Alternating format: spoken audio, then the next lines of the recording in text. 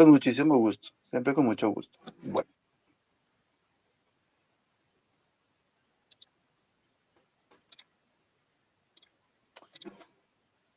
ok, entonces, no sé si hay dudas con respecto al tema de la grabación. De todos modos, yo voy a iniciar como desde cero, ¿vale? Haciendo como de cuenta que arrancamos de la base. Y a partir de ahí, pues yo voy a avanzar un poquito más rápido por tema de tiempo, ¿no? Cualquier cosa, pues se pueden referir aquí a esta misma clase o se pueden referir eh, a la grabación anterior, pero importantísimo que puedan aclarar las dudas el día de hoy si tienen elementos a considerar. Fundamental. Espero que en el modular pasado les haya ido, creo que sí ya lo tuvieron, ¿cierto? Les haya ido súper bien y más o menos así manejaremos. Creo que hay otra pregunta. Andrés, creo que Andrés está levantando la mano. Sí, Andrés, ¿te escucho? No, creo que lo hago. Bueno, de todos modos, estoy aquí pendiente.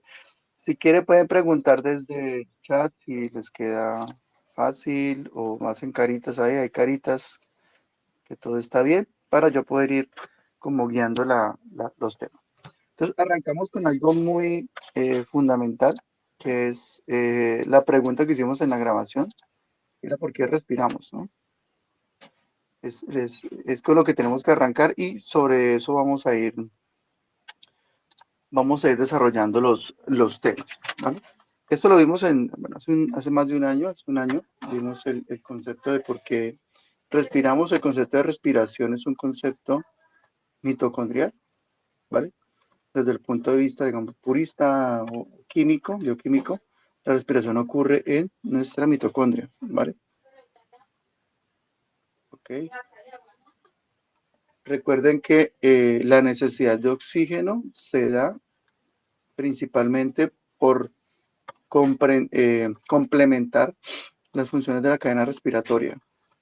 Entonces, estas bolitas que estoy poniendo acá hacen referencia a la cadena respiratoria, que esencialmente lo que están haciendo es sacando protones al espacio intermembrana, estos de acá, ¿ok? Ahí están los protones, eso genera un potencial, ¿sí? Se llama potencial de membrana mitocondrial, y ese potencial de membrana mitocondrial, voy a ponerlo acá, potencial de membrana. Esta primera parte es aburrida, pero tengan un poquito de paciencia, ¿vale? Potencial de membrana mitocondrial genera como una diferencia de voltaje, digámoslo así, y esa diferencia se utiliza para producir ATP, ¿ok? Por medio de la cadena respiratoria. Ese es el mecanismo. Pero para que este mecanismo funcione, los electrones van pasando de un componente a otro, ¿vale? De la cadena respiratoria. Y para que ese mecanismo de paso de los electrones de un componente a otro no colapse, pues esos electrones tienen que llegar a un destino, ¿vale? El destino de esos electrones es el oxígeno, ¿vale? Entonces, después de que nosotros utilizamos oxígeno, ese oxígeno queda pues, cargado con esos electrones, queda como radical superóxido, ¿vale? Y luego subsecuentemente mediante mecanismos antioxidantes lo convertimos antioxidantes, lo convertimos en agua, ¿vale? Hasta ahí no sé si hay preguntas, nos queda clara la respuesta de por qué respiramos oxígeno, ¿vale? Recuerde que el oxígeno es el mecanismo que nos permite complementar o completar el destino de los electrones en la cadena respiratoria, que es un concepto pues muy abstracto en cierta manera, pero que nos da el sentido de por qué necesitamos este gas. Entonces no sé si queda claro, si a alguien no le queda claro, con mucho gusto voy a cualquier elemento puntual y lo explico. ¿Okay? ¿Todo claro? Bueno, dicho esto, o sea, arrancando con el tema del oxígeno, eh, una serie una serie de precisiones. Entonces, este oxígeno está en forma molecular, ¿vale? Recuerden que un oxígeno solito, monoatómico, un solo átomo de oxígeno, tiene 6 electrones en su capa de valencia, ¿vale? Es decir, que él es muy reactivo. Muy reactivo. Pero cuando está en su forma molecular, él lo que hace es compartir 2 electrones, ¿sí? Y eso hace que, en ese sentido, pueda completar, ¿sí?, su octeto, ¿vale? Entonces, eso es lo que sucede. Cada uno tendrá 8 electrones y eso genera un oxígeno que es estable, digamos, en cierta manera, estable. Sigue conservando cierta reactividad, pero se estabiliza por ese doble enlace. Este oxígeno es no polar, ¿vale? No polar en el sentido de que las cargas que podrían estarse generando se neutralizan una a la otra. Los oxígenos tienen la misma, en este caso, electronegatividad, 3,5, 3,5, ¿sí? Entonces, esas dos fuerzas se anulan y hacen que esa molécula sea no polar. ¿Por qué empezamos con esto? Porque al ser no polar, esta molécula puede difundir por la membrana. Los gases se difunden por la membrana celular. Entonces, al tener la capacidad de difundirse por la membrana celular, el oxígeno va a tener, como cualquier o como la mayoría de las moléculas, estar sujeto a fenómenos de difusión. Fenómenos de difusión.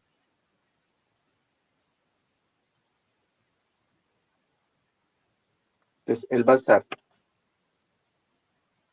presente a nivel gaseoso, pero también yo lo puedo llevar a nivel de otra matriz u otro ambiente, por ejemplo, líquido. Entonces, yo puedo tomar este gas, ¿sí?, y lo llevo al ambiente líquido y ahora el gas queda ahí, difuminado en el líquido. ¿Ok?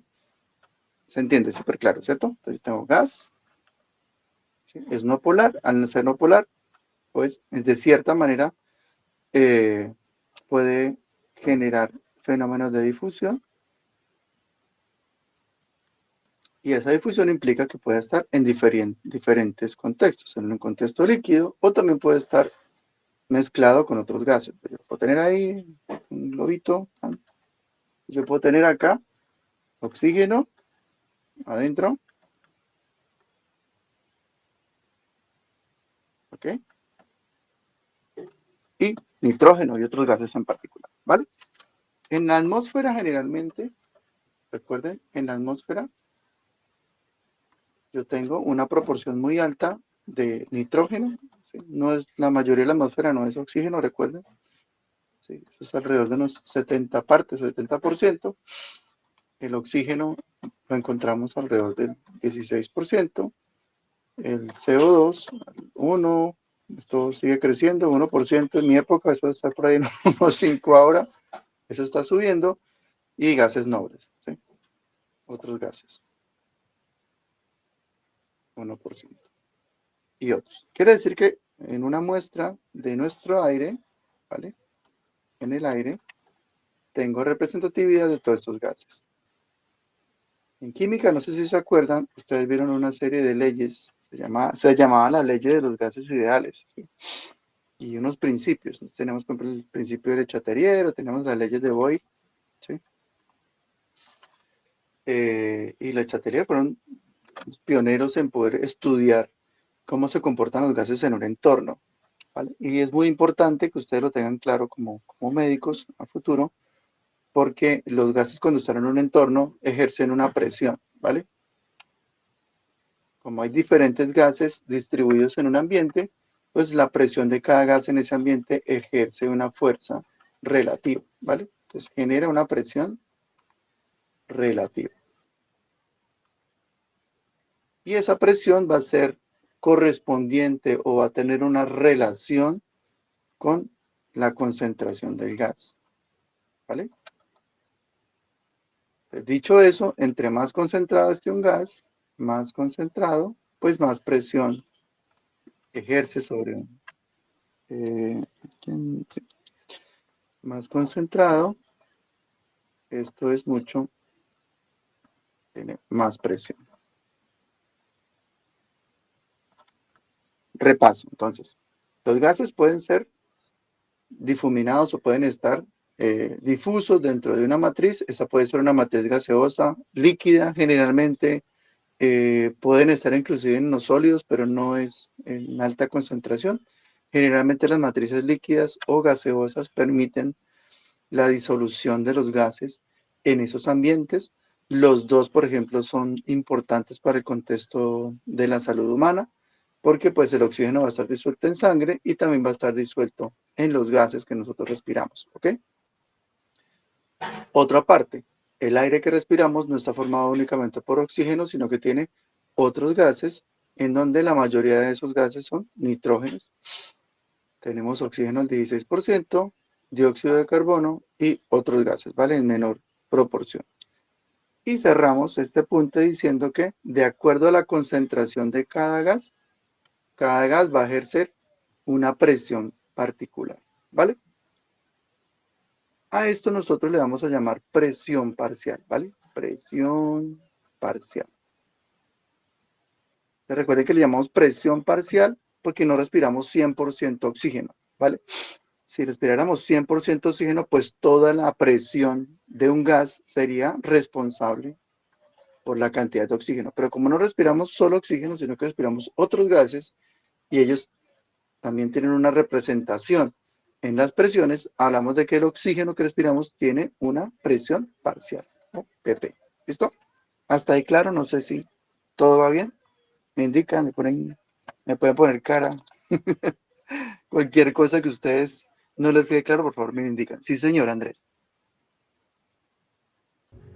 Profe, una pregunta. Claro que sí. Eh, es que hay ciertas pseudoautoridades que dicen que la concentración de oxígeno es el 21%. ¿En qué difiere la opinión de uno y de otro? Es muy buena pregunta, ¿vale? Muy buena pregunta. Las concentraciones de los gases cambian, son relativas, muy buena apreciación. Las preguntas que se hacen en clase son fundamentales para poder aclarar muchos elementos. Entonces, lo que ocurre, Andrés, es que de acuerdo, o sea, yo doy este número genérico, puede ser 16, me puedo estar equivocando, pero este número puede cambiar de acuerdo a lo siguiente. Entonces, lo que ocurre es que en nuestro planeta, ¿no? En el planeta Tierra, los gases están, uy, esto me quedó horrible. Los gases están en una capa, no están en toda la Tierra, ¿vale? Entonces aquí tenemos el planeta, ahí está el planeta, ahí está, ahí va, digamos que eso es África, bueno, listo. Ok, entonces, ¿qué pasa? Que hay una capa en donde pueden estar los gases, ¿sí? Que esa es la capa que nosotros le llamamos capa atmosférica. ¿Listo? Esa capa tiene un grosor, ahorita se me escapa el grosor en kilómetros que tiene esa capa. Pero ¿qué es lo que ocurre? Que como esa capa tiene una cantidad de masa, digamos, masa gaseosa, como cualquier masa, esa masa va a estar atraída por la atmósfera de la Tierra. ¿Okay? Digamos, perdón, por la gravedad de la Tierra, la gravedad, digamos que atrae esa masa de gases que está alrededor del planeta. ¿Listo? Partiendo de ahí. Y lo otro es que algunos gases tienen determinada masa molecular. ¿Sí? Por ejemplo, yo si comparo el helio con el oxígeno, ¿vale? Entonces, los pesos moleculares de cada gas difieren y al tener menor peso molecular o menor masa, digámoslo así, pues tienen mayor o menor atracción. Por ejemplo, el helio tiene muy poca masa, ¿sí? Pues tiene dos unidades de masa atómica. El oxígeno tiene alrededor de 20 algo, ¿sí? Digamos 22 de masa atómica, ¿sí? Si yo tengo dos átomos de helio o un átomo de helio que pesa 2, Entonces, el helio es 20 veces menos atraído por la gravedad de la Tierra. Eso hace que ese gas se escape. Pues cuando uno, por ejemplo, tiene un globito de helio, ¿okay? Y ese globo de helio se explota, todo el gas que está ahí se va y se escapa del planeta, ¿sí? Todo el helio, eventualmente, en la Tierra no habrá helio, se desaparecerá. El helio que hay en la Tierra es porque se saca de gas natural y yacimientos y se separa. Pero cuando todo ese gas termine, el helio que está en la Tierra terminará en el espacio, ¿sí? Él se va, porque no tiene muy baja atracción a nivel de la gravedad de la Tierra y terminará yéndose. Pero el oxígeno no le pasa a eso. Entonces, de acuerdo con esos fenómenos gravitatorios, tenemos más o menos. Ahora yo me voy a referir a lo que ocurre acá en la Tierra. Entonces tengo una montaña, ¿sí? Ahí está mi montaña, nevadito. Y lo que pasa es que se van generando como estratos, ¿vale? Entre más alta esté la montaña, o entre más alto yo me vaya hacia arriba, pues los gases van a estar distribuidos de acuerdo a la atracción tanto gravitatoria como en el comportamiento de la atmósfera. Entonces, entre más alto me vaya, pues menos oxígeno o menos gases voy a encontrar. ¿Ok? ¿Sí? Entonces, al tener menos gases, eso inclusive se ve en los motores de combustión, en las motos, en los carros. Cuando usted maneja en Manizales, es diferente a manejar, por ejemplo, en el Espinal. ¿Sí? Si usted maneja en el Espinal, tiene mayor presión de gases y los motores tienen más potencia. Si usted maneja en Manizales, hay menos oxígeno y menos gases. Y eso genera también un efecto de potencia. Nos pasa también a nosotros. Cuando vamos a altitudes, las concentraciones de los gases cambian, ¿vale? Entonces, es correcto afirmar que este número puede variar, entonces puede estar, digamos, de 22 a 20, de acuerdo a dónde y cómo se mida, ¿vale? De acuerdo a cómo está midiendo el gas, uno puede tener mayor o menor presión. Si estoy a nivel del mar, es decir, estoy pegado a la tierra, tengo mayor concentración de gases. ¿Listo? Es muy importante lo que nos acaba de recordar Andrés, porque eso tiene un efecto clínico también, ¿vale? Hay inclusive personas que se cambian, señor. Sí, Andrés iba a hablar algo. Sí, profe, muchísimas gracias de verdad. Usted no sabe lo importante que ha sido recuperar la confianza ante razones impuestas con arbitrariedad. No, pero siempre hay que tener como siempre hay una explicación, es lo que yo quiero decir, siempre hay una explicación y no, casi nunca hay blanco y negro, siempre hay como una gradualidad sobre estos temas. Es importante que ustedes, digamos, aplicando lo que estamos hablando acá, muchas personas a veces de adultos mayores tienden a mudarse digamos que vivían en Bogotá, hay mucha gente que vive en Bogotá y termina migrando a ciudades, incluso aquí en Colombia, ¿sí? De tierra caliente, que decimos, no para tierra caliente. Y eso genera un efecto, digamos, clínico beneficioso para la persona porque va a tener mayor concentración de oxígeno y eso genera, en cierta manera, cambios en la forma como el cuerpo termina funcionando. El cuerpo se puede adaptar, o sea, el cuerpo se adapta a altitudes de 2.000, 3.000 metros sobre el nivel del mar. No hay ningún problema. Pero cuando tenemos una condición crónica, una enfermedad que está allí puesta y establecida, ayudarle al cuerpo, digamos, con el tema de mejor concentración de oxígeno, pues eso hace que algunas personas tomen decisiones de irse de una ciudad, ¿vale? Entonces ahí lo estamos viendo cómo aplicar. Listo. Muy bien, vamos a retomar entonces. Esas presiones parciales de las que estamos hablando influyen sobre un fenómeno fundamental que es la difusión del oxígeno en una matriz. A nosotros nos va a interesar mucho la difusión del oxígeno en la matriz líquida, porque en esta matriz es donde usualmente va a estar el oxígeno en una concentración dada.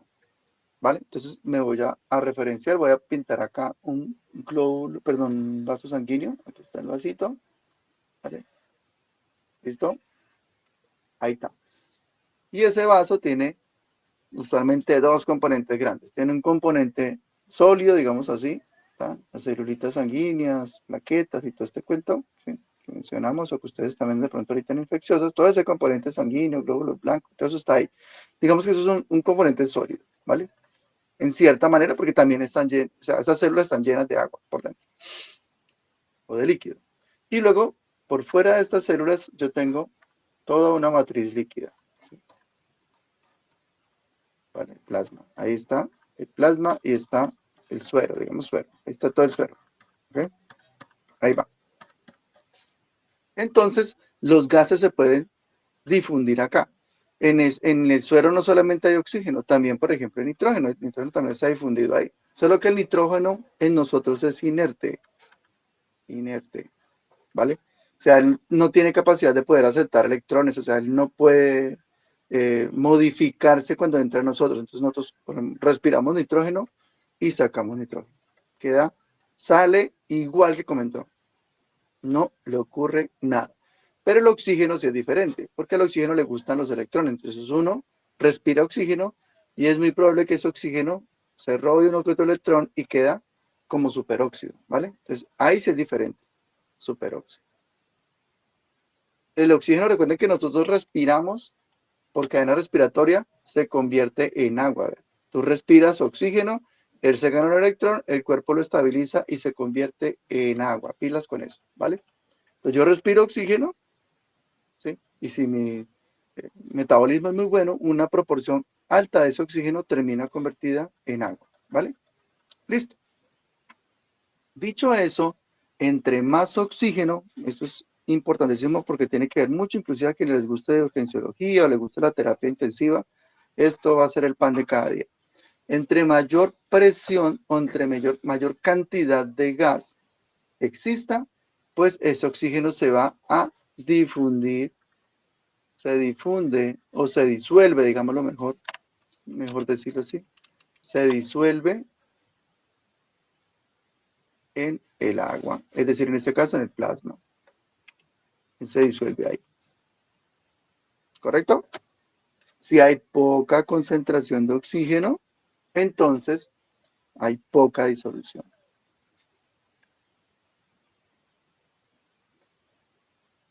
En términos normales, esto no cambia mucho, a menos de que uno se vaya a vivir, ¿sí?, por ahí en el Everest.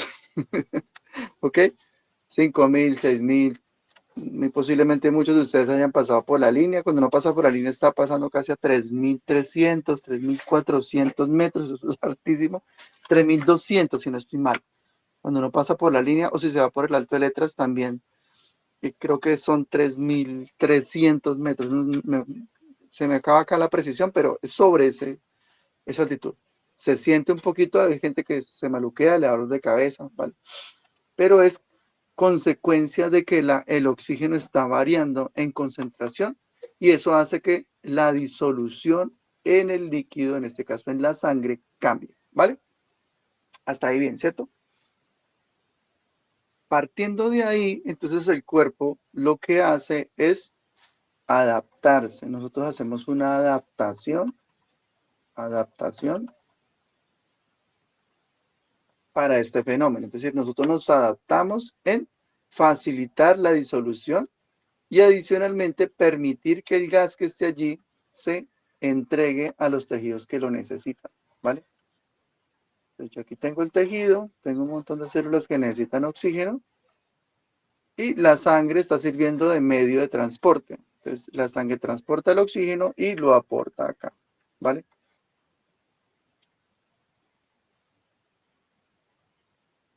Entonces aquí nos adentramos a un concepto que es fundamental, que es el concepto de transporte. Transporte. ¿Sí? Todos posiblemente han pedido cosas por Mercado Libre, por Amazon o por plataforma. ¿Sí? Cuando se le llega a eso, generalmente está bien transportado. A veces no, pero generalmente está envuelto, está correctamente embalado para que no se dañe. ¿Sí? Ese mismo concepto, que es fundamental cuando uno manda algo, o cuando usted manda una encomienda, también lo mismo. La embala y la protege bien para que no se vaya a dañar. El oxígeno, que es lo que queremos transportar acá, igualmente debe transportarse sin cambiar, ¿vale? ¿A dónde tiene que cambiar el oxígeno? Pues cuando llegue aquí a la célula. Antes de que llegue a la célula no puede cambiar. Entonces eso implica que el transporte del oxígeno tiene que tener un medio adecuado y también tiene que tener la posibilidad de adaptarse a los cambios. Entonces, aquí lo pongo, estos dos elementos importantísimos. Uno, en este caso, el oxígeno, que es lo que vamos a transportar, no tenga, el transporte, no tenga modificación. Es decir, que el oxígeno no se puede oxidar, no puede hacer nada, no se modifica. No lo modifico, ¿vale? Entonces, esa adaptación tiene que garantizar esto. Y segundo, la adaptación al mecanismo de disolución tiene que garantizar, ¿sí?, el aporte o la entrega y transporte del oxígeno, ¿vale? Eso es lo que tiene que garantizar. Estos dos elementos tienen que garantizar, que son obvios, son re fáciles de entender, ¿sí? Pero ahorita vamos a ver un poco lo complejo, o sea, cómo lo logro. El cómo es lo complejo. ¿Cómo conseguimos estas dos cosas? ¿Vale? Entonces, para conseguirlo,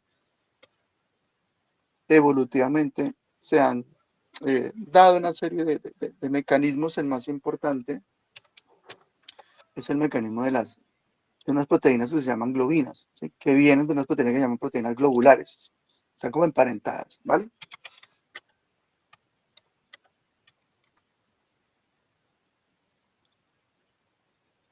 Entonces, nosotros tenemos usualmente unas proteínas que se llaman globinas, y dentro de esas familias de globinas hay unas que se especializan en el transporte de oxígeno, inclusive de otros, de metales y otros, pero esas globinas se especializan tanto en transportar como en almacenar, ¿vale?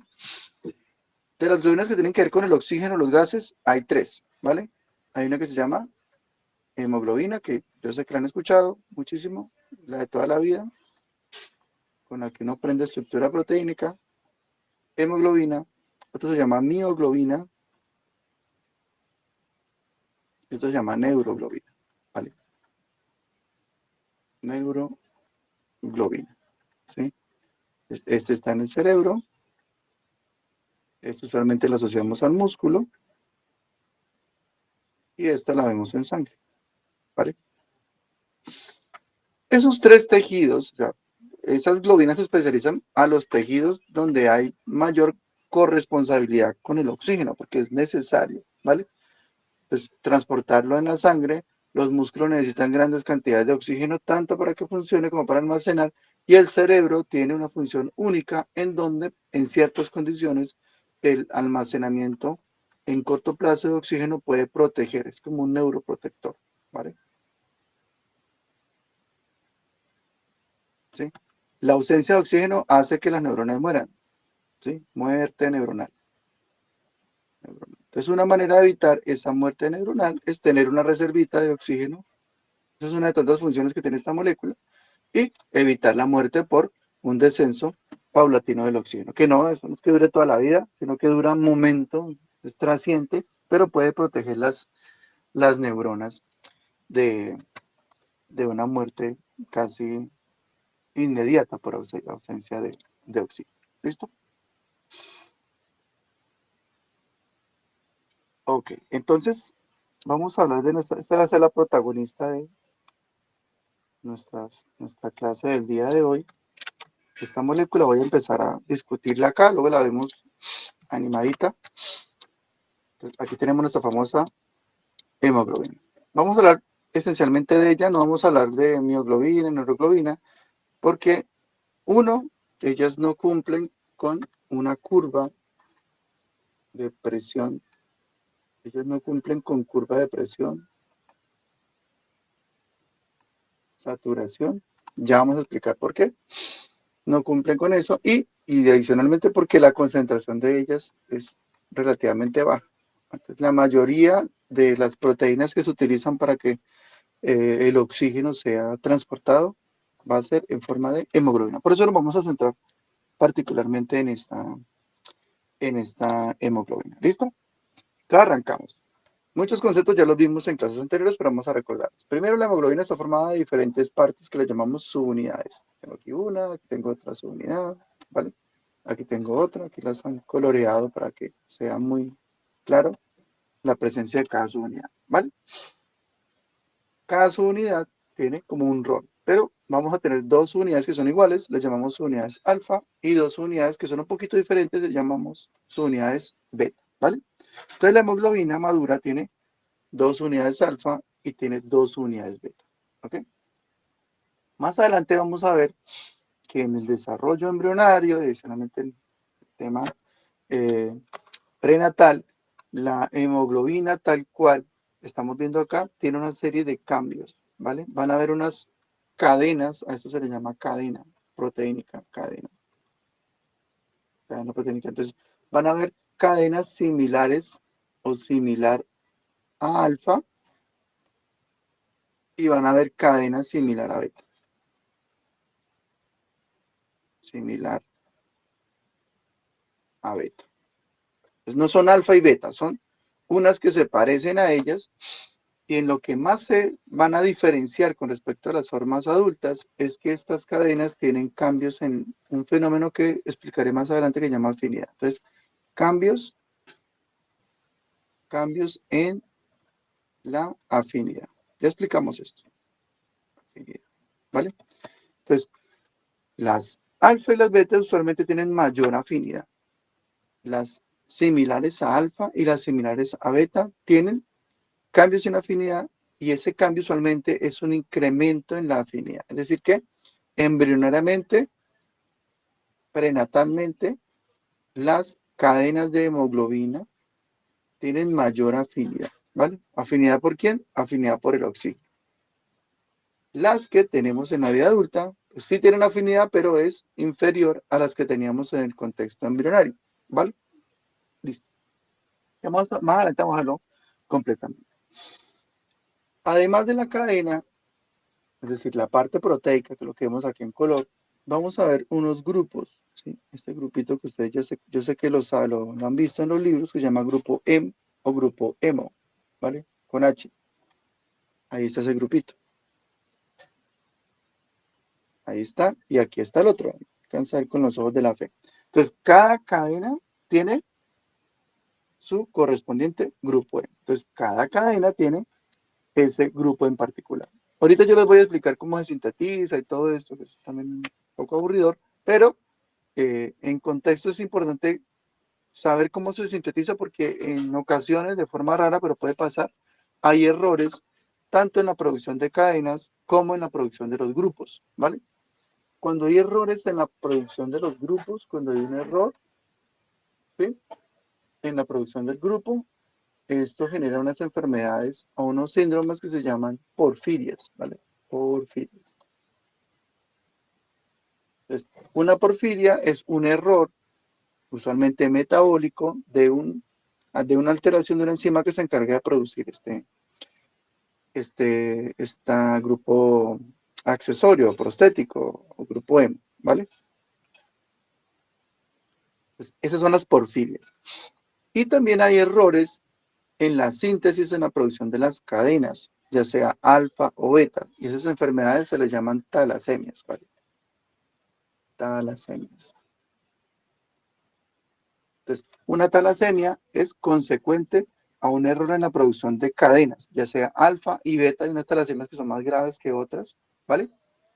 Y también para el tema de las porfirias, usualmente son enfermedades de muy difícil, de pronto va a ser un desafío de ustedes, en un contexto que aparezca una enfermedad de estas en su vida profesional, porque son enfermedades de muy difícil diagnóstico. No es fácil diagnosticarlas porque se confunden con muchas cosas, ¿sí? Se puede confundir con un lupus, se puede confundir ¿sí?, con una anemia, con muchas cosas se confunden y no es fácil diagnosticarlas, ¿vale? ¿Hasta ahí vamos bien? Me ponen ahí manito o a cualquier cosa o duda, lo que sea. Señor. Perfecto. Vamos a analizar un poco lo que es dejar de presentar acá y voy a ir a la estructura. Si ustedes quieren, van de una vez acá a este enlace que yo les he puesto y ahí encuentran esa estructura que yo estoy viendo ahí. Si de pronto la ven ahí como muy lenta o muy distorsionada, porque pues no sé cómo está mi internet el día de hoy. Espero que esté bien. Vale, listo. Ahí no lo van a ver fluido, pero lo van a ver mover. ¿Ok? Entonces, esta es nuestra hemoglobina, es una hemoglobina Creo que es de un bicho, no es de humana. Ok, todas son iguales, ¿vale? Del emú, ¿sí? ¿Saben qué es el emú? Lo ponemos acá. Este es el famoso emú. Es como un camellito. Ah, no, mentira, es un ave. Es un ave, ¿sí? Este es el emú, ¿vale? Ahí se los pongo. Esa es la hemoglobina de él. Se los pongo en el chat si lo quieren conocer. Ok, listo. Esa es la hemoglobina que se ha cristalizado de esa ave, que es muy similar, muy parecida. Que ahí todas las hemoglobinas se parecen, casi el 99% de todas las hemoglobinas son muy similares. Hay algunas diferencias que vamos a referenciar un poco más adelante, ¿vale? Primero, miren que aquí hay unos punticos, esos punticos que están acá afuera, es agua, ¿vale? Entonces es agua. ¿Listo? Entonces yo la voy a quitar el agua, ¿vale? Ya la quité. Pero recuerden que por fuera está el agua, ahí está presente. Entonces acá pueden manipular a la derecha, pueden dejar lo que ustedes quieran, ¿vale? El agua, lo que ustedes quieran poner, ¿vale?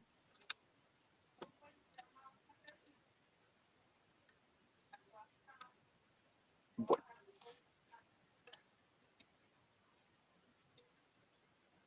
vamos a ir analizando lo siguiente a nivel de esta proteína. Primero, si ustedes se dan cuenta, la mayoría de ella está formada por hélices alfa, es decir, como estos crespitos que ustedes ven acá, ¿ok? Sí, parece como un rizo. Esas son las famosas hélices alfa, ¿vale? ¿Por qué está formada mayoritariamente por hélices alfa? Porque usualmente la molécula por dentro ejerce un fenómeno que se llama exclusión de agua. Por dentro la molécula no puede tener agua. Ya vamos a entender por qué. Pero como la molécula tiene que excluir el agua, por dentro usualmente ella pues es no polar. Y por fuera ella tiene polaridad. Es decir, que por fuera, la parte de afuera, ¿vale? Que se llama superficie accesible a solvente, superficie accesible al agua. Eso tiene que ser pues polar, porque esta molécula está nadando en agua todo el tiempo, ¿vale? Vamos a ver lo siguiente. Voy a quitar un poquito y las proteínas y voy a dejar solamente los grupos M, ¿vale?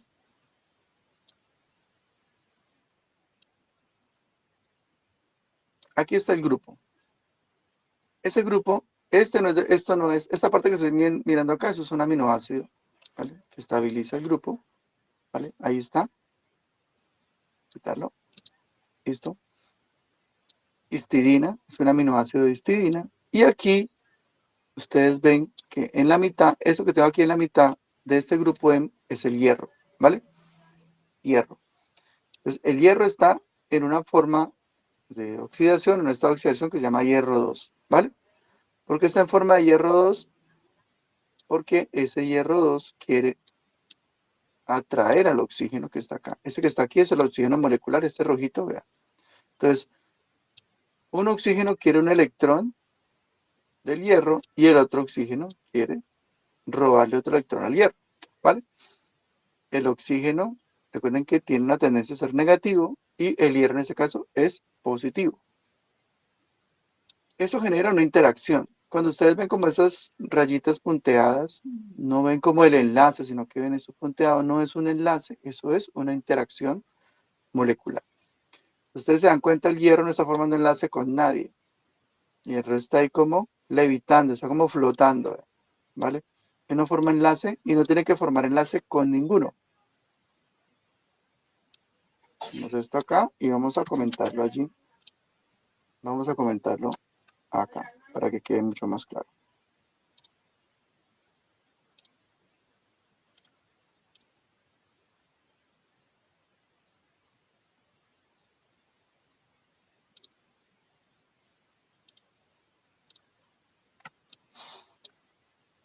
Ahorita vamos a ver rápidamente la parte de síntesis, pero además de lo de síntesis, a mí me parece súper importante que ustedes comprendan lo siguiente. Este es el hierro, ¿vale? Este átomo que está acá. Ese hierro tiene que estar en estado de oxidación más 2, ¿ok? Ese estado de oxidación nunca debe cambiar. Nunca debe cambiar.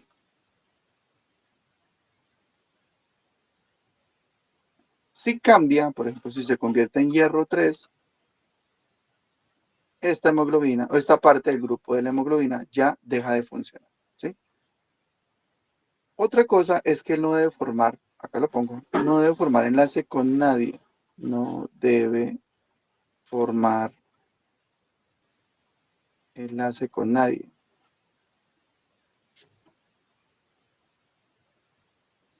Recuerden que estas líneas no son enlaces, son interacciones interatómicas. Interactúan, pero no son enlaces. Esto no es un enlace. Y no es un enlace porque aquí no se están compartiendo electrones, es decir que al no compartir electrones, el estado de oxidación del hierro se conserva. Esa es la principal razón. ¿Ok? Este fenómeno que estamos viendo acá, ustedes pueden ver que en todas las dimensiones, esta es la dimensión Z, en rojo, esta es la dimensión Y, y esta es la dimensión X, en un plano XYZ, el hierro está como estabilizado, está por todos los lados, queda él estabilizado en la mitad, y esa estabilización se le llama coordinación. Entonces, el hierro está coordinado. ¿Vale? Al estar coordinado, él puede hacer su tarea, que es atraer el oxígeno. Él atrae, como que le pone un anzuelo al oxígeno. ¿Okay? Entonces, el oxígeno que es este, O2, está siendo atraído por el hierro, pero no puede formar enlace. Como no puede formar enlace, esa interacción que está ahí se puede en algún momento acabar o terminar, y esa es la idea, ¿sí? Que la interacción en cierta forma termine y el oxígeno salga de acá, ¿vale? A ese fenómeno le vamos a llamar oxigenación, no oxidación, sino oxigenación y desoxigenación. Oxigenamos, no oxidamos porque no estamos robando electrones, estamos oxigenando porque el oxígeno queda atraído acá al hierro, pero por alguna razón puede cambiar esta historia. Digamos que aquí yo cambio la presencia, voy a hacerlo, en este momento voy a cambiar esta interacción, ya no está esto aquí presente, vamos con la histidina, esto ya no está, y eso hace que todo esto se rompa y el oxígeno salga, ¿vale? El comportamiento del grupo puede cambiar por la interacción que tiene con la proteína. Eso es muy importante, lo voy a poner acá. Vean. El cambio de la interacción del grupo 1, hemo, interacción del grupo hemo, cambia la afinidad por el oxígeno.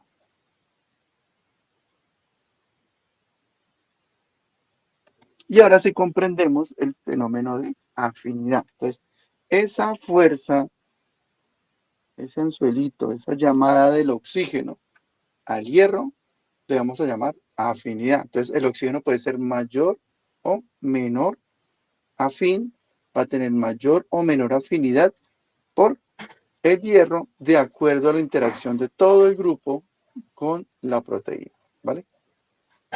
Y lo voy a repetir acá.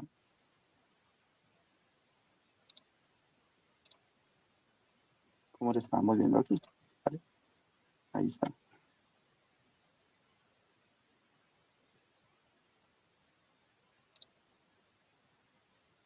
Un momentito.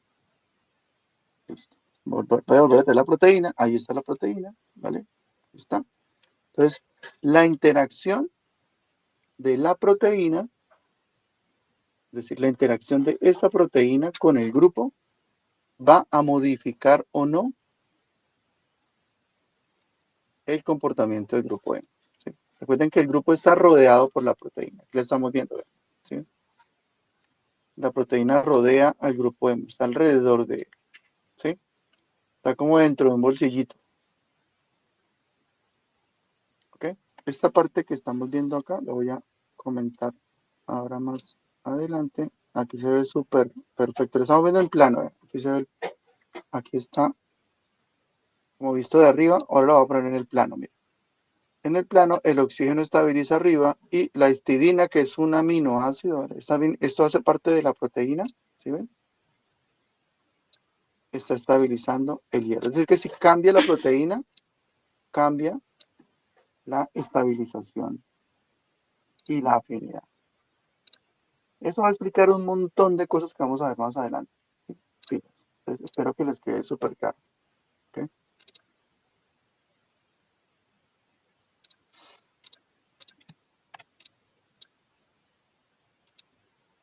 Aquí está la proteína. Entonces, un cambio, esta es la proteína, la marco acá. Esta es la proteína en la cadena. Esta histidina es de la proteína. ¿Vale? Esta es mi proteína. ¿Okay? Entonces, un cambio en la conformación, un cambio estructural, puede ser estructural o conformacional de la proteína, genera un cambio en la afinidad. Genera un cambio en la afinidad. ¿Vale? Listo. Entonces, si yo cambio la proteína acá, ¿sí? Si se modifica por alguna razón la proteína, entonces el oxígeno va a estar mayor o menor atraído. Recuerden que esta parte es la parte de afuera, la parte acuosa, que hay agua, ¿vale? Entonces él va a estar mayor o menor atraído acá al grupo M. ¿Listo? Esta zona de acá, que ustedes alcanzan a ver por dentro, la voy a colorear de azul. Bueno, pongámoslo más bien de amarillo. Esta parte de aquí no puede tener agua, porque si aquí entra el agua, oxidaría, como cuando usted deja un pedazo de una puntilla o un metal que usted ve que se mojó, al otro día amanece oxidado. Entonces, si usted deja entrar agua aquí, el oxígeno se va a oxidar o el hierro se va a oxidar y todo el proceso de oxigenación se daña. Entonces, esa es una zona de exclusión hidro o de agua, le llaman zonas hidrofóbicas, porque no puede entrar el agua. Pero tampoco puede estar completamente aislada del agua, porque el oxígeno va a estar en el agua. El oxígeno está disuelto, como lo vimos acá, vean. Sé que es obvio, pero a partir de esa obviedad vamos a ir incrementando en complejidad. Entonces, el oxígeno está aquí disuelto, ¿vale? Entonces, el oxígeno tiene que tener la posibilidad de integrarse, de unirse, no integrarse, sino de ser afín a la molécula de hemoglobina. Para lograr eso, el grupo M tiene una peculiaridad que vamos a ver ahorita en la síntesis. Él deja dos oxígenos, se lo van a ver ahora, voy a aumentarlo acá.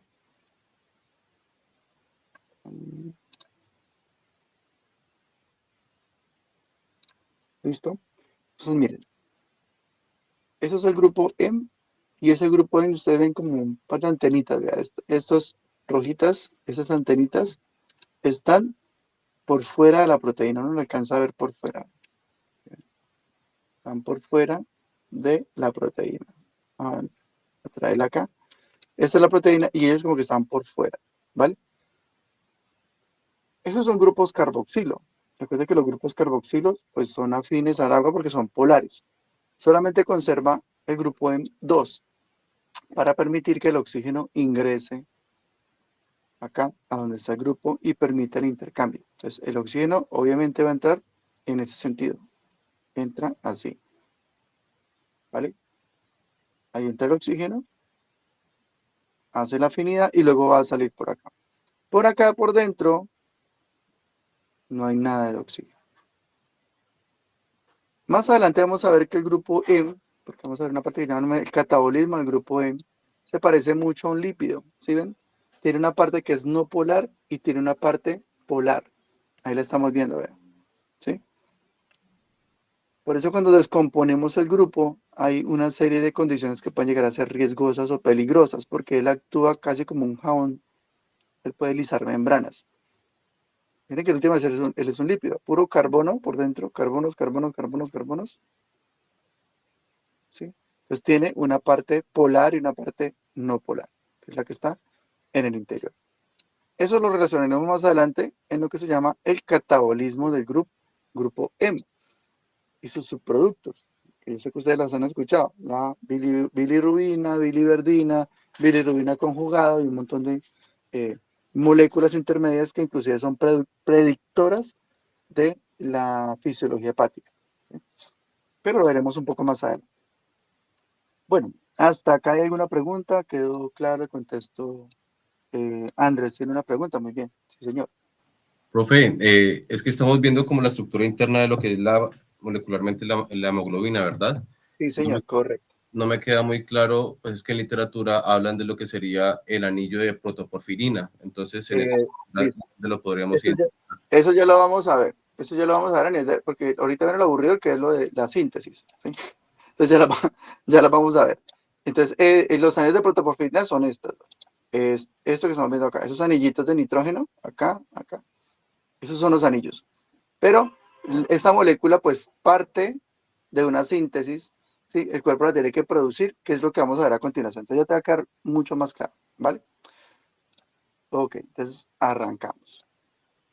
Para poder hacer ese grupo, existe una ruta metabólica que se llama la síntesis del grupo hemo, ¿vale? Síntesis del grupo hemo. Yo voy a salir de acá y voy a presentarles esa síntesis. La síntesis es compleja, ¿sí? Muy probable que les vaya a olvidar, ¿no? Porque tiene mucha aplicación clínica, a excepción de que existan porfirias, ¿vale? Entonces, si usted detecta una porfiria, tiene que ir a recordar inmediatamente eh, la ruta metabólica de la síntesis del grupo hemo. De resto, no va a tener mucha aplicación porque simplemente el cuerpo la produce y ya, ahí está todo, ¿ok? ¿Cómo es la síntesis? De la siguiente manera. Entonces, acá tenemos nuestro grupito. Al final, ese grupito que hemos visto ahorita va a ocurrir como consecuencia de una gran cantidad de reacciones. Unas van a ocurrir dentro de la mitocondria y otras por fuera de la mitocondria. Las que ocurren por dentro. Sí, Susan tiene una pregunta o no. ¿Está todo claro? Listo, ok.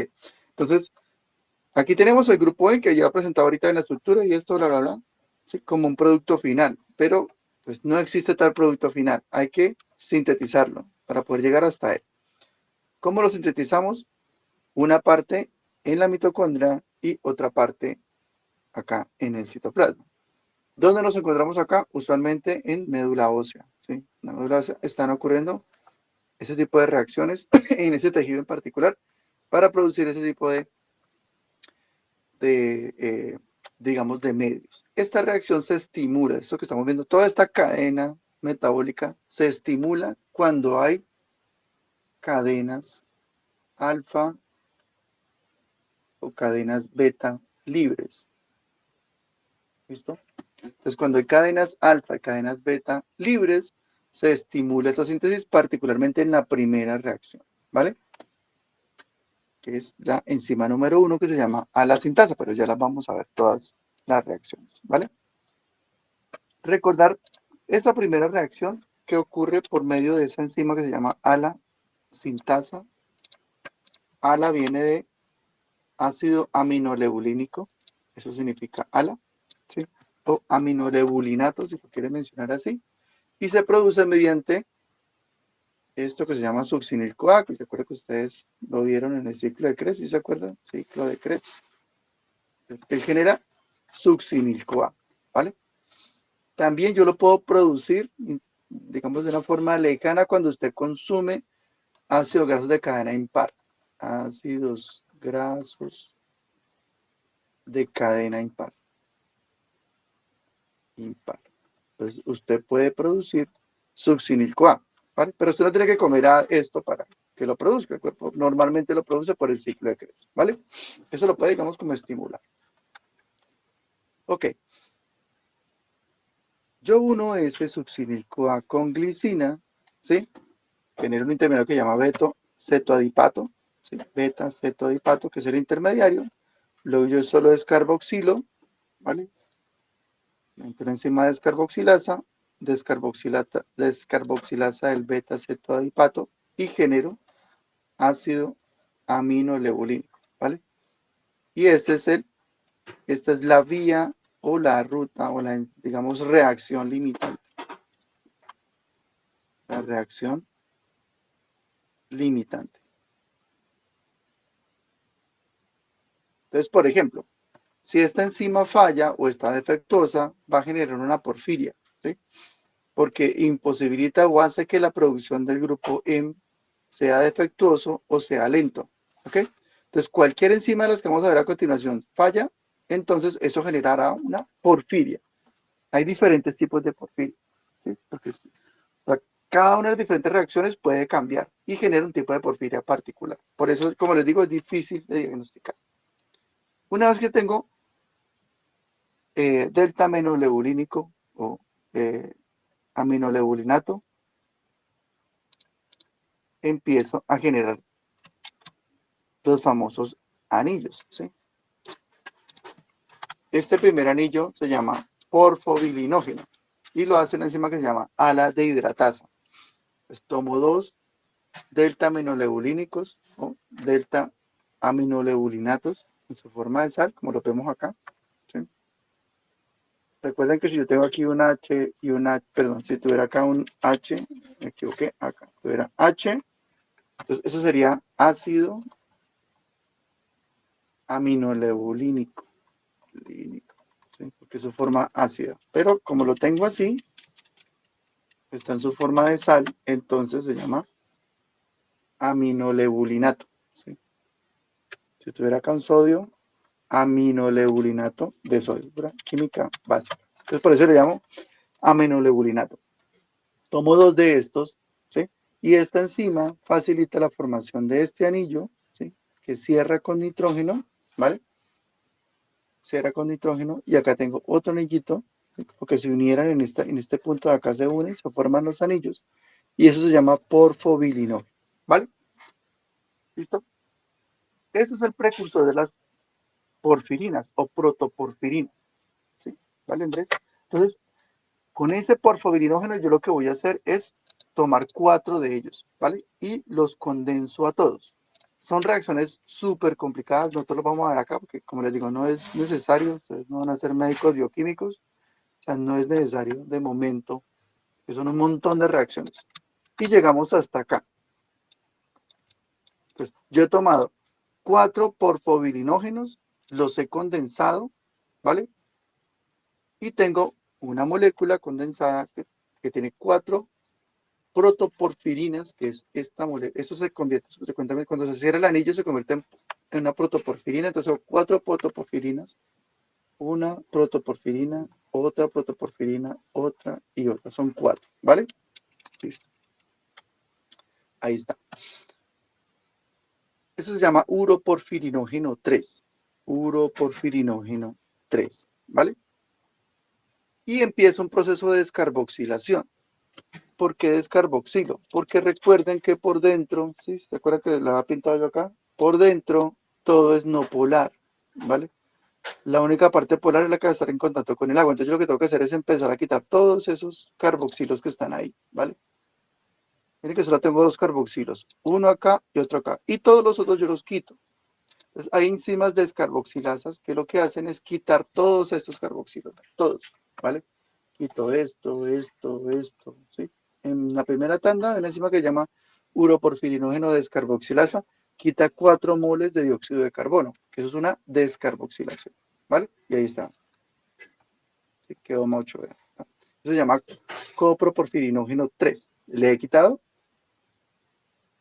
4 dióxidos de carbono, ¿vale? Y sigo. Continúo. Aquí hago una reacción que se llama reacción mixta. Yo oxido y luego descarboxilo. Es una reacción súper compleja. Estas reacciones no pueden ocurrir en el citoplasma porque el citoplasma es muy nocivo, ¿vale? ¿Ok? Uy, espérenme, ubico porque estoy diciendo errores. Esta es la 3. Coproporfirinógeno. Sí, correcto. Estas ocurren acá, ¿ve? Coproporfirinógeno, protoporfirinógeno y protoporfirina, ¿vale? Entonces no ocurren en el citoplasma porque no sería posible en el entorno prooxidante del citoplasma que esto ocurriera. Entonces ocurre dentro de la mitocondria, de allí que debemos tener, inclusive garantizar tanto en el paciente, para el caso inclusive de nosotros mismos, una buena eficiencia mitocondrial para poder tener estas reacciones funcionando constantemente. Recuerden que este mecanismo que estamos viendo acá es un mecanismo constitutivo, ¿vale? ¿Qué significa eso? Que nunca para, nunca se detiene. Todo el tiempo tenemos que estar sintetizando grupos hemo, ¿vale? Y los vamos reciclando, los producimos, los usamos, se desgastan y luego los eliminamos. La eliminación de ellos es en forma de bilirrubina. Bilirrubina. Ya vamos a ver más adelante. Bilirrubina. Eso lo vamos a ver más adelante. Eliminamos bilirrubina. Toda bilirrubina que nosotros eliminamos antes eran grupos hemo que estaban en la sangre. Es un proceso normal. Todo el tiempo lo estamos haciendo. Hasta cuando llegamos a viejitos, todo el tiempo, de forma constitutiva, estamos haciendo este proceso. Por eso es de allí que tenemos que garantizar el funcionamiento mitocondrial. Esta enzima que se llama cromoporfirinógeno 3 oxidasa hace esa famosa reacción mixta y ahora descarboxila. Quita uno y quita este. ¿Por qué no quita los 4? Porque recuerden que esos dos que están acá, estos dos, este y este, quedan en contacto con el agua. Contacto con el agua. O en este caso, contacto con el plasma en la sangre. ¿Listo? Para garantizar que por este lado, por esta vía, ingrese el oxígeno. ¿Vale? Aquí va a llegar el oxígeno, pero cuando esté el hierro. Todavía no puede hacer nada porque no tiene nadie quien lo atraiga. ¿Vale? Listo. Y llegamos a una molécula que se llama protoporfirinógeno 9. Protoporfirinógeno 9. ¿Ok? Protoporfirinógeno 9. Ya casi está todo completo. Sin embargo, si yo pusiera aquí el hierro, ese hierro va a formar enlace o con este, ¿vale? Y se va a oxidar, ¿vale? Entonces se va a quedar en hierro 3 o hierro 5. Se oxida, entonces no me sirve.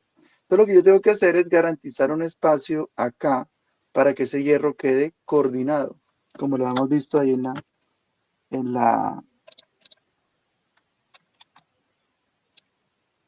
animación 3D, ahí en la molécula. ¿Listo? Para hacer eso empiezo a oxidar ese anillo, ¿sí? Puras oxidaciones mixtas. ¿Ah? Oxido y luego deshidrato. Y lo que empiezo a hacer es modificar este entorno de acá, ¿vale? Modifico acá, modifico acá, modifico acá, ¿sí? Y ustedes ven que aquí, miren lo que sucedió, ¿verdad? Los anillos cambian de estructura, ¿vale? Y esto es lo que se llama protoporfirina 9. Protoporfirina 9.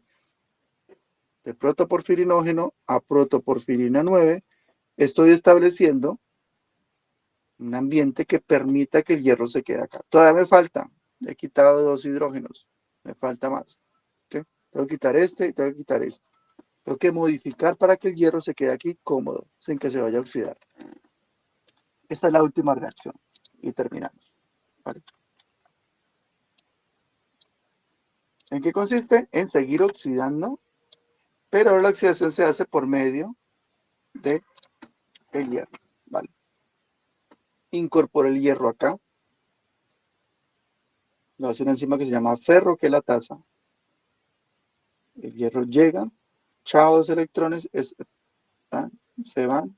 Y mire que el hierro queda aquí coordinado. Cada nitrógeno va a tener 2 electrones nuevos no enlazantes.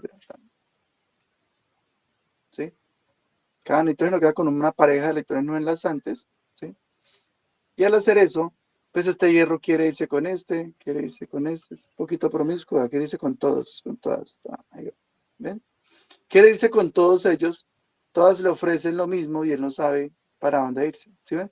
Entonces él queda ahí coordinado. Eso se llama coordinación. Coordinado. ¿Sí? De pronto está ahí con uno, con otra que no sabe con quién irse, entonces usted está coordinado, para que nadie le olvide. Entonces, ¿una coordinación qué es? En una situación donde usted no sabe para dónde coger porque tiene las mismas opciones. Todas las opciones son buenas. Esta.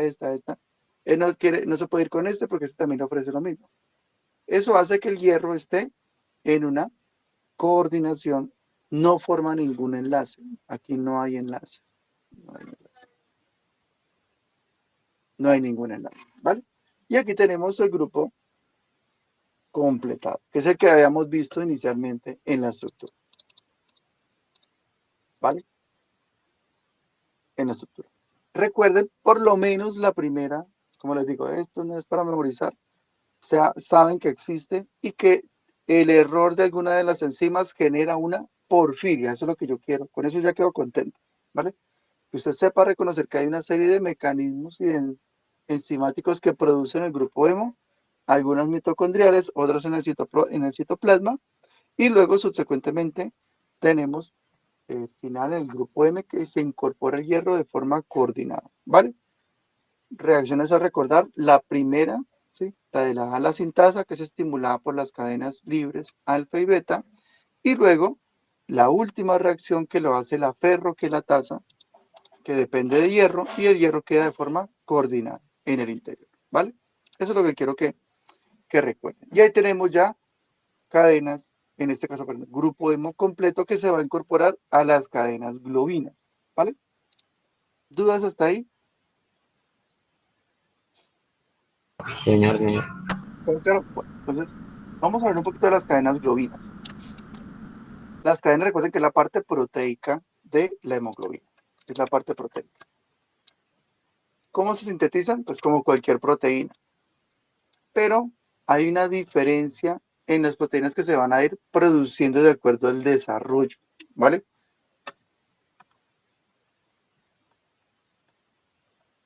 Aquí avanzamos en el desarrollo embrionario hasta el nacimiento. Entonces, estas cadenas al principio tienen mayor afinidad. Y luego las últimas tienen, pues, la afinidad normal. Afinidad normalizada. Algunas de ellas las conservamos, es decir, inclusive hasta en la vida adulta yo conservo algunas de las hemoglobinas que tuve cuando estaba en el vientre de sus madres. Ahí está. Todavía tenemos algunos vestigios de algunas de ellas, ¿vale? Hay unas que se llaman hemoglobinas, como les dije, similares a alfa y hemoglobinas similares a beta. Ya las vamos a diferenciar, ¿vale? Los cambios se dan en situaciones puntuales en el desarrollo embrionario. A las 3 semanas de gestación, a las 5 semanas, en la sexta y 30 semanas de gestación. Tenemos también otras, usualmente a partir de acá es donde aparecen ya las alfa y las beta, y a partir de allí aparece una que se llama delta, y revisaremos en el siguiente gráfico cómo es ese contexto de estas globinas, ¿vale? Ese es mucho más claro. Entonces, pónganle mucha atención.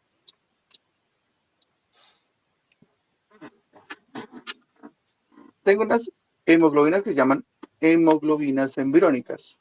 Aquí tenemos la Gower, Portland, Gower 1 y Portland 1 y Gower 2, ¿vale? Están formadas de cadenas Z y epsilon, Z y gamma, Z y en este creo que es la epsilon acá, ¿vale? Esas son las embriónicas que están a nivel del periodo embrionario. Tienen mucha afinidad, la razón es obvia, ustedes lo saben.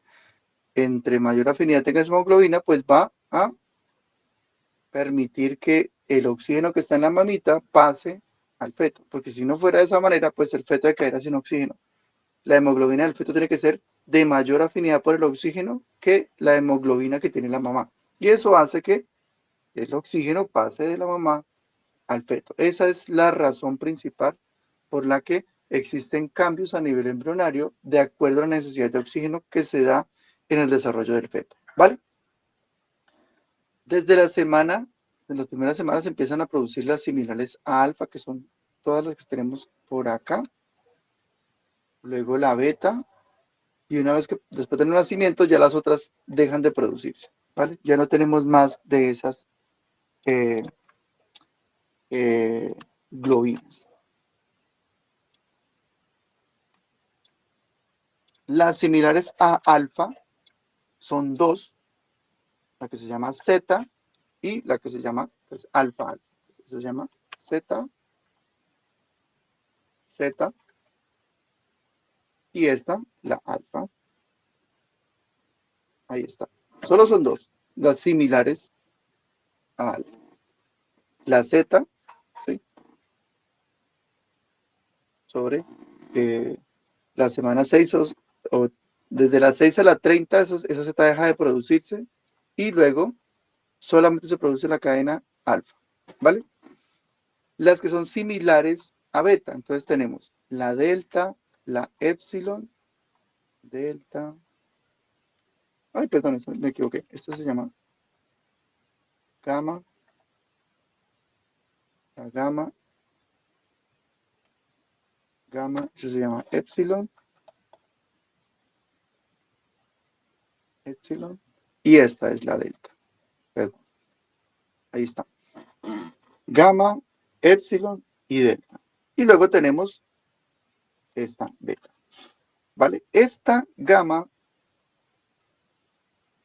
deja de producirse conforme vayamos avanzando y hay una que como la encontramos a lo largo casi de toda la vida, sigue continuando las cadenas delta. Gamma y delta siguen produciéndose, pero ya cuando tenemos un desarrollo 6 meses, 9 meses, el niño deja de producir esa globulina. La epsilon deja de producirse, ¿sí? Sobre la semana 3, y similar a la zeta, sobre la semana sexta o 30 de desarrollo, y ya no se produce ninguna más, ¿vale? Y la beta, inclusive desde el mismo desarrollo embrionario, todo el tiempo se está produciendo, pero en menor concentración, hasta cuando el niño nace, se produce ya de manera constitutiva, ¿vale? Eso hace que tengamos unas hemoglobinas ya determinadas por las cadenas que tienen. A la que está conformada por alfa y beta, que es la que estamos viendo ahorita, se llama hemoglobina A, ¿vale? Y está del 96 al 98%, es decir, casi toda la hemoglobina que tenemos en el cuerpo es de tipo hemoglobina A. Luego tengo otra que se llama hemoglobina A2, y está formada por alfa y delta, ¿vale? Puede llegar inclusive al 3.2%. Y luego tengo una hemoglobina que se llama hemoglobina F, fetal, que tiene cadenas alfa y tiene cadenas gamma 2. Y está en una concentración muy, muy baja. Estas se siguen estudiando porque si bien sabemos que estas dos tienen mayor afinidad, son de mayor afinidad. ¿Sí? No sabemos por qué las seguimos conservando. Tiene que tener una razón más allá de lo que hemos visto de manera usual, de por qué se siguen produciendo, sobre todo la alfa 2, que puede llegar a un nivel considerable. El 3% siempre es importante en cuanto al proceso de síntesis. ¿Listo? Dicho eso, vamos a centrarnos de cómo las producimos en el sentido a nivel de los genes. Entonces los genes los vamos a encontrar en el cromosoma 11 y en el cromosoma 16, ¿vale? Memorícenlos porque por alguna razón un paciente que tenga alteraciones en esos cromosomas, pues potencialmente pueden tener alteraciones desde el punto de vista de las globinas, ¿sí? A esos genes se les llaman clúster 11 y clúster 16. Entonces, en el 11 producimos las similares a alfa, ¿vale? Similares a alfa. Producimos la delta, la beta y la epsilon. Esos están en el cromosoma 11. Y en el cromosoma 16 tenemos zeta y alfa, ¿vale? Zeta y alfa. O en otras palabras, un poco más sencillo para que se lo memorice más fácil. En el 16 están las similares a alfa. ¿Vale? Similares a alfa.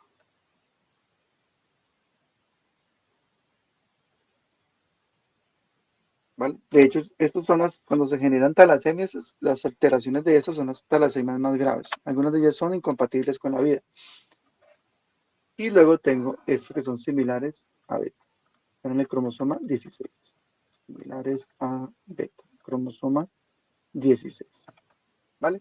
Epsilon, gamma, delta y obviamente la cadena beta. Todas están en el cromosoma 11, a veces fallan, ¿sí? Y generan talasemias, pero algunas de ellas o son imperceptibles o no son tan graves, a excepción de que sea una mutación del beta, si genera una talasemia grave, ¿vale?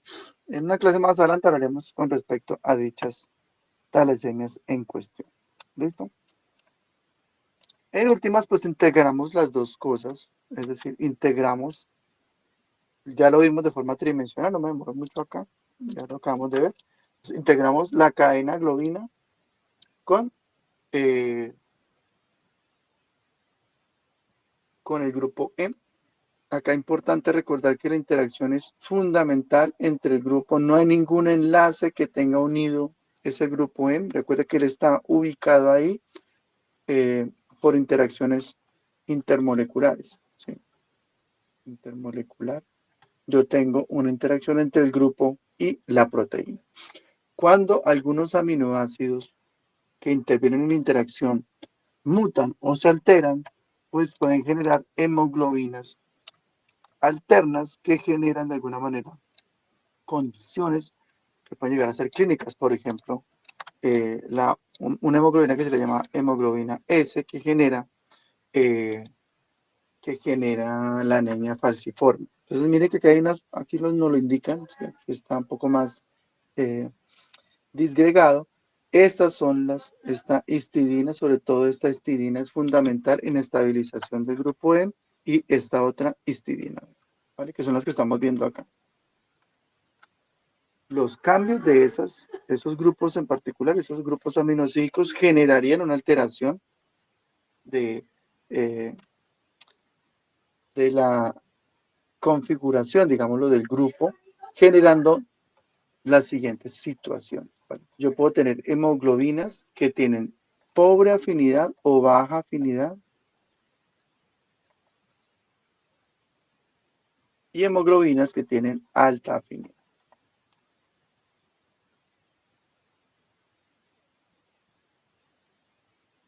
¿Como consecuencia de qué? Como consecuencia de mutaciones en las regiones. Y por ejemplo, si muta esto acá, pues de pronto no tenga tanta relación con el grupo M. Una mutación por acá, igual, de pronto no tiene tanta relación.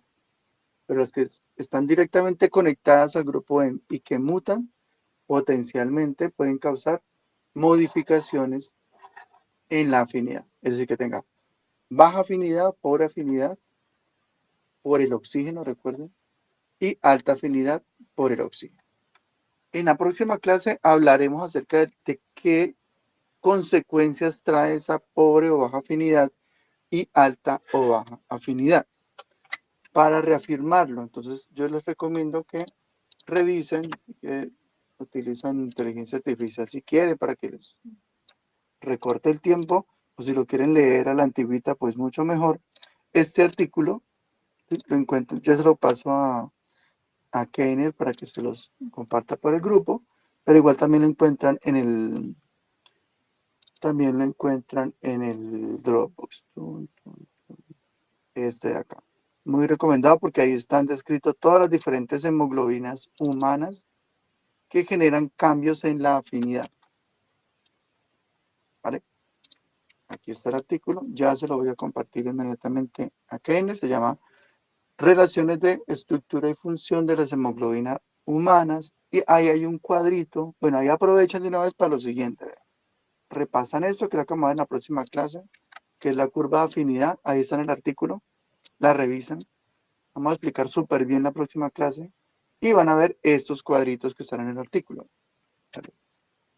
En donde están descritas las variantes de hemoglobinas, inclusive quien la descubre le pone el nombre, ustedes lo saben. Entonces hay una hemoglobina Shakespeare, Cape Town, Yakima, Brigham, Rainer, Bethesda, Syracuse. Todas esas hemoglobinas tienen una mutación. Aquí explican cuál es la mutación. Por ejemplo, hay una sustitución de arginina leucina. Esa es la sustitución. Cambia. ¿Vale? En la posición 92. Por acá. ¿Listo? Ahí está. Ahí está. Ya la pongo acá para que la vean. ¿Listo? Ahí va.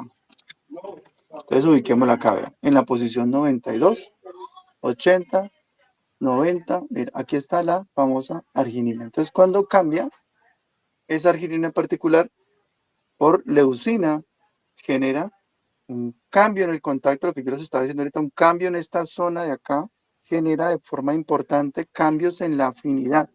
Entonces, por ejemplo, ese cambio genera un incremento en la afinidad del oxígeno. Y otros cambios hacen lo contrario, reducen la afinidad. Hay una que se llama Kansas, Yoshizuka y Agenogi. Esas hemoglobinas, en donde hay sustituciones en los aminoácidos, hacen lo contrario, ¿vale? Hacen que el oxígeno tenga pobre afinidad, reducen la afinidad y ahora el oxígeno va a tener un efecto consecuente que explicaremos en la próxima clase. ¿Ok? Preguntas, no sé si hay dudas, les quedó claro, les gustó la clase. Espero que sí esté todo aclarado. Cualquier cosa pueden retornar a la grabación, yo se las comparto con Keiner también. Antes de que me vaya, le comparto el artículo a Keiner de una vez. ¿Listo? Y así quedamos para la próxima clase. ¿Listo? Listo, profe, muchas gracias. Que me les vaya muy bien. Si que alcancen, aprovechen la ciclovía. Y nos vemos dentro de 8 días, Dios mediante. Un fuerte abrazo y me encantó orientarles la sesión. Un abrazo. Profe, muy Hola, amable. profe, muchísimas gracias. Igualmente.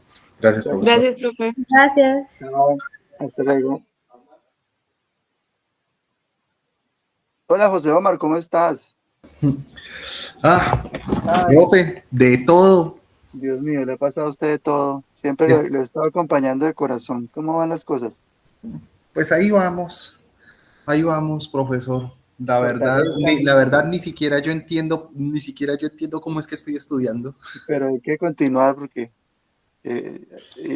la vida le puso una meta y hay que abrazarnos por ella y sacar su familia adelante. Yo sé que usted va a poder, ¿vale? Pues sí ha sido tenaz todo Durísimo. esto. No he logrado recuperarme bien para que miento. O sea, conectar dos clases para mí ha sido durísimo y créame que hay días en que sí quiero tirar la toalla. O Evalúelo. momento. Espera, yo paro aquí la grabación para que no quede. Vale. ¿Listo? Ay, ¿cómo era que ya he puesto aquí? Pero yo, no, es acá. Espera, yo salgo de aquí. Ah, ah.